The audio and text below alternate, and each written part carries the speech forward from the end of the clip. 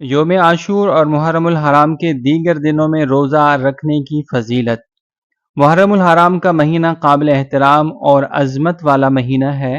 اس میں 10 محرم الحرام کے روزے کی بڑی فضیلت وارد ہوئی ہے۔ رمضان کے علاوہ باقی 11 مہینوں کے روزوں میں محرم کی 10ویں تاریخ کے روزے کا ثواب سب سے زیادہ ہے، اور اس ایک روزے کی وجہ سے گزرے ہوئے ایک سال کے گناہ صغیرہ معاف ہو جاتے ہیں۔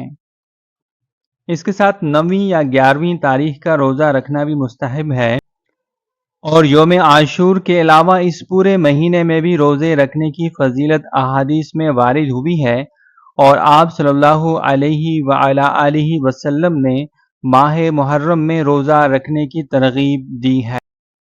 حضرت ابو ہریرہ رضی اللہ تعالی عنہ سے روایت ہے کہ رسول اللہ صلی اللہ علیہ وسلم نے فرمایا، افضل ترین روزے رمضان کے بعد ماہ محرم کے ہیں، اور فرض کے بعد افضل ترین نماز رات کی نماز ہے۔ صحیح مسلم۔